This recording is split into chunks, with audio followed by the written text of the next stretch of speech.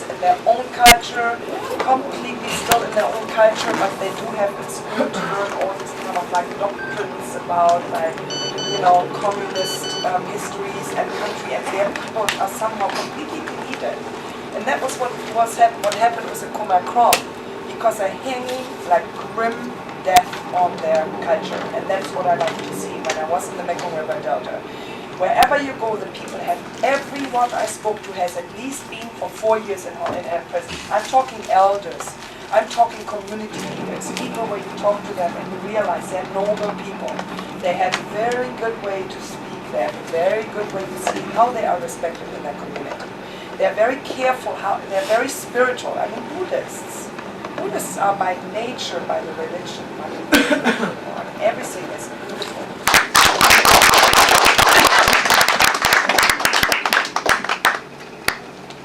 Anyone can ask question to Ms. Summer and for her experience, 3 months. You can ask us that try to answer what we have over there, situation, the hardship of our people. And that's horrible, but you can see the speech of the Vietnamese government representative last Tuesday, very different, everything fine, everything good, every community, every ethnic minority have their own language, their own culture, and you can see here that's the thing. Oh, they said something else too. They said something else too, we try to break their community. No, they said something else. You wanted to put it on the point what they said. It was quite clear. So, repeat it. And everyone can go and get the Vietnamese speak and check and see. And our request and just spread the news. All indigenous is all connected. Doesn't matter where we go or where we live. As our chairman of the UNPO presented, the next 100 years, the most, all the indigenous language will be gone. But for us, you can see the kid, 10 or 12 years old, doesn't speak our own language, so it won't need another 100 years. It's just another 10 years that disappears. And most our women all wear clothes of Vietnamese clothes, hats and all things. Only the monk have left that so that, oh, there's a khmer girl. Otherwise, you don't know, you don't recognize us. And if you ask more questions or whatever, I'm happy to answer that. And otherwise, just give us your name, address, so when we, Mrs. Summers, the film producer, film editor, when she's done, we happy to send to all of you to watch the whole thing, right? Okay, that's all I got, and thank you our chairman, thank you General Van Pearl, thank you Mattel. If you want to say a few words, go ahead. Thanks, go ahead. I have 5 minutes just to... First of all, thank you for this opportunity, and thank you to Rebecca for this beautiful work, which I think helped many people to know more about the sufferings of the indigenous people. Just a quick few words about the Transnational Radical Party. The Transnational Radical Party is not a national political party. It's an NGO with consultative status with the UN, and we have as members parliamentarians from different political groups that are committed to 2 basic goals: the protection of human rights and promotion of democracy. And we believe that in order to protect human rights and promote the rights of indigenous peoples like yours, it is important to deal also with the political aspects of the situation. And the political aspects are also related to the kind of governments you have. And what's happening to the Khmer Krom people, or to the Montagnard, to the Hmong people, is directly related to the kind of government you have, especially in Vietnam. That's why, and I'm sorry she just left, I disagree a little bit with what Rebecca said, because it is important that in order to protect the only countries where you have human rights protected are democratic governments, are governments that allow the people to freely choose their own representatives and that are responsible in front of the people. Every government which is not democratic, to survive, needs to violate human rights and to assimilate people.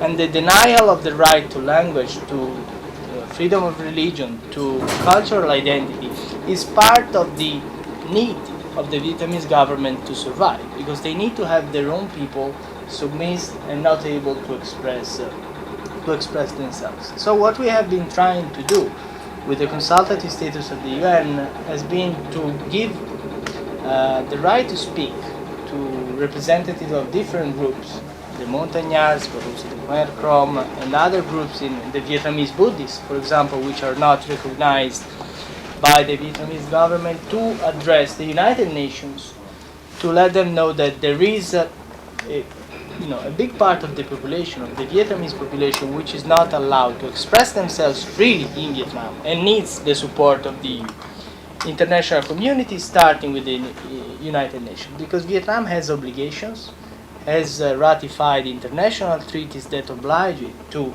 respect human rights, and there's no other way to have these rights respected than having the international community to get involved. And we got in troubles for that, because the Vietnamese government didn't like the idea of having representatives of its own people speaking at the UN to denounce the situation. There has been a process in which our NGO, as other NGOs, have been critical of the government, have been attacked. But in the end, we have been able to keep our consultative status.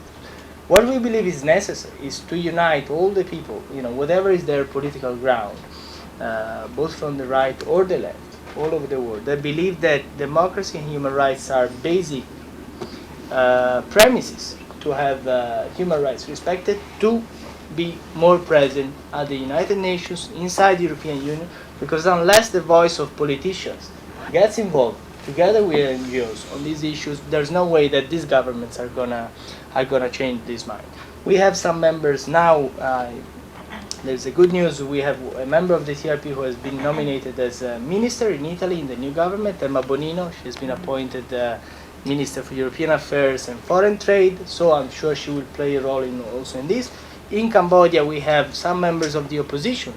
In Cambodia, for example, Son Chai is a president of the Foreign Affairs Committee. There are other MPs willing to play the human rights card. So I think there is a way not to get into political issues, meaning supporting the right or the left, but there is a political way to deal with human rights. And we believe that our group, with other groups, can play a role in this, because if you start also providing this information to governments on human rights violation, and having some like-minded people willing to help you, there's a better chance to have also the United Nations finally respect its own obligations. So we will continue to do that. Now we have this new body at the UN, the Human Rights Council, which has been formed. We have been quite critical, because we don't believe there is a big improvement from the past, but we will continue to work on that and be sure that we can cooperate and try to bring their voices also there. Thank you. Just a few final words.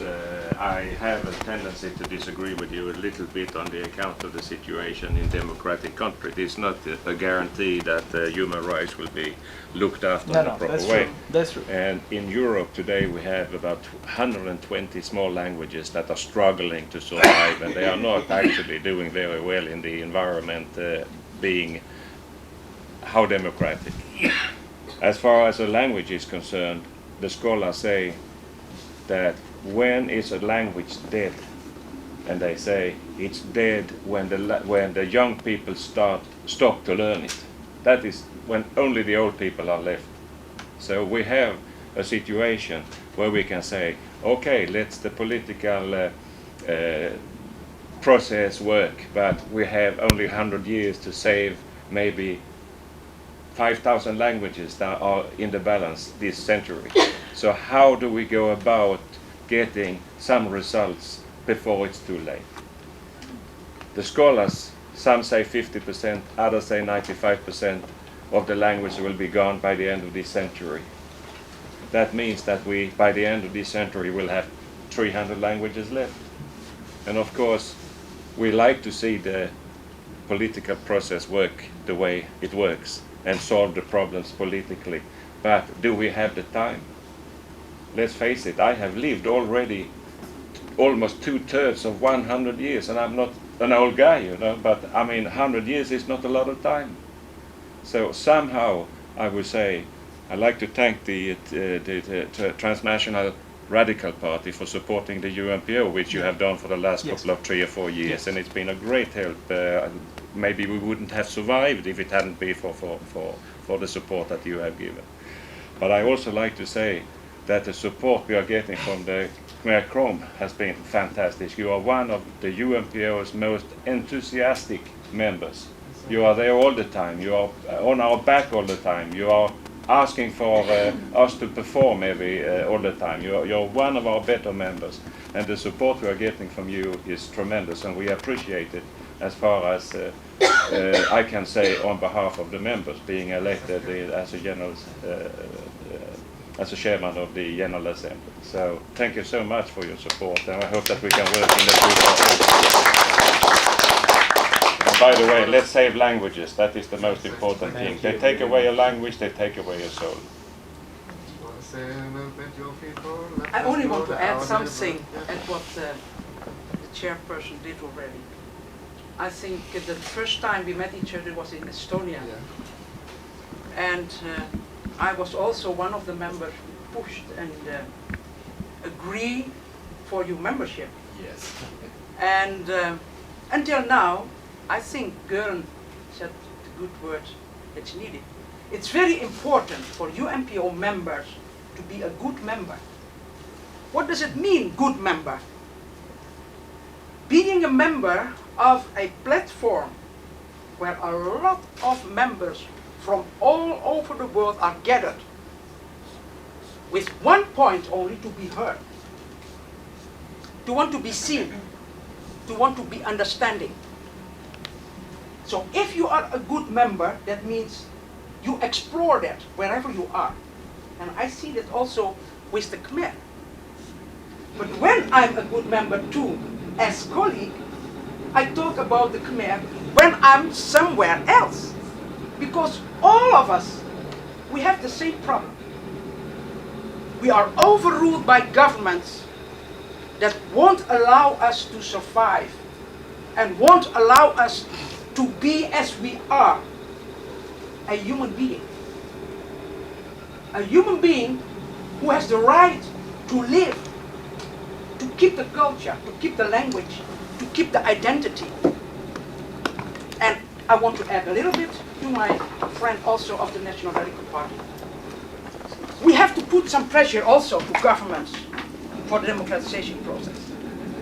That's needed, because that is the two lines. When the government deny you and not allowing, you still have a problem. You cannot wipe out and keep it out and only want to go through the culture and identity part of your struggle. You have to put pressure on the political part too. But that's maybe one of the activities within the UNPO that we have to go through. You cannot deny the other one or not having the other one. So if there is a possibility, we have to take up, that's two lines. Because I am representing the South Moluccas. And our struggle lasted already for almost 55 years with the Indonesian government. But we're still going on. And what I have seen now the last 2 years is that my colleagues, the West Papuan, the Achenese people, because of asking a complete 100% independency, they won't allow, we take a step in between, a special autonomy status. So to be in dialogue and to be able to go into the country and to be able to talk with you people in your native country. So you have one strategy that you can share from outside and inside to cooperate to do something. And that's what I was thinking. We are members of the UNPO, so it's very necessary to keep this organization alive. And we have to support each other wherever we can. And I think that's the message also for today. We will support you wherever you go or wherever you went. That's the task of the UNPO. Thank you.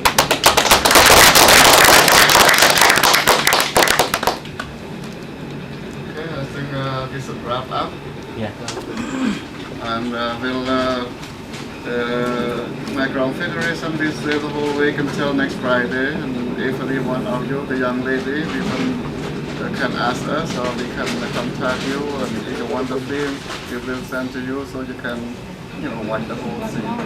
Okay, thank you, and especially our chairman, Mr.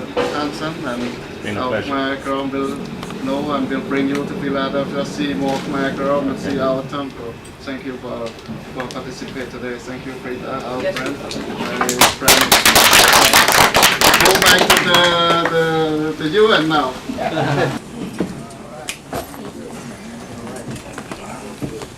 សកម្មភាពកម្មវិធីការសម្ភាសសំណួរនិងចម្លើយស្ដីពីបញ្ហាឯកសាររបស់អង្គការសហប្រជាជាតិចុះទៅយកព័ត៌មាននិងថតរូបភាពផ្ទាល់នៃមាតុភូមិកម្ពុជាក្រោមយកមកនិងធ្វើសន្និសីទកាសែតក្នុងចំណោមអង្គការ UNPO អង្គការសិទ្ធិមនុស្សអង្គការផ្សេងៗដែលជាអង្គការអន្តរជាតិឃើញថាចប់សពគ្រប់នៅម៉ោង 3